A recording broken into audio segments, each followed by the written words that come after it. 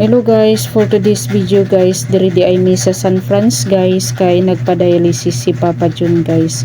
So nagsama na lang kami ni Princess guys kasi nga plano ko rin na magpunta sa Avon kasi nga may mga order din ako guys.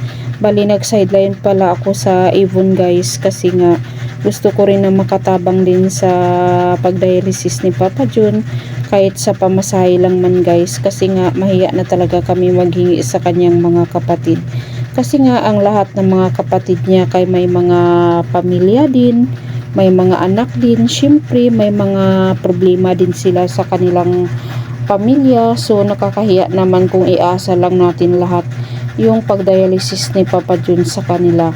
Kaya para makatulong ako, ito nag-sideline talaga ako ng Avon guys para makaginansya din ako guys.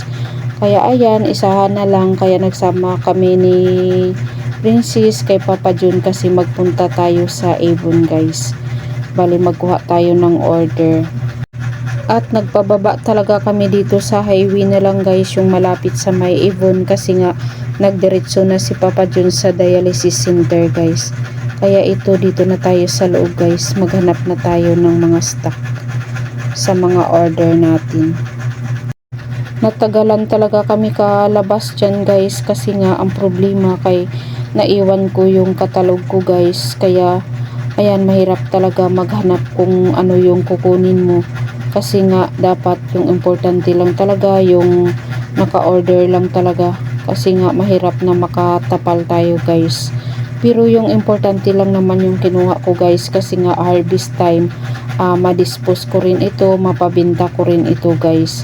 Kaya nagtyaga talaga kami ni Princess dyan guys, nagpila kahit maraming tao.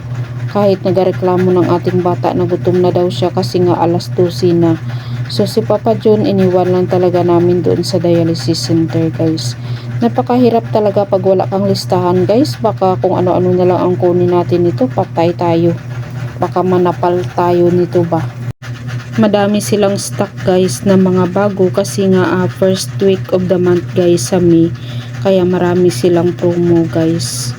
Ayan, may mga regalo pa talaga sila kung makaabot ka ng 15k pataas na mapio mo guys. Ayan, maganda talaga sana guys kung may kapital, pero wala tayong kapital kaya sayang. Kayo mga mami, nakatry din ba kayo na mag-dealer sa Avon mga mi? Maganda din pala mag-dealer sa Avon mi, kasi nga malaki din konti yung kanilang percentage na ibinigay nila sa kanilang mga dealer. At ayan, nagpila na talaga kami at 2 basket yung napio namin ni Princess. Tingnan nyo ang bata guys, masaya siya kasi nagkuha din siya ng para sa kanya. Bali, lunch box siya na kit guys, na baunan na pwede niya gamitin sa school niya. Pagkatapos namin sa Avon, bumalik na kami sa my dialysis center. At pagdating namin, nakita namin si Papa Jun na kumain na pala siya ng tanghalian. Kasi nga alas 12 na talaga ng tanghali, gutom na talaga ang ating dialysis patient guys. Ayan ang buhay ni Papa Jun natin guys. Twice a week ang kanyang schedule guys, bali Tuesday at saka Friday. Kaya kailangan talaga namin maghanap talaga ng financial para lang makapag-dialysis talaga si Papa Jun natin.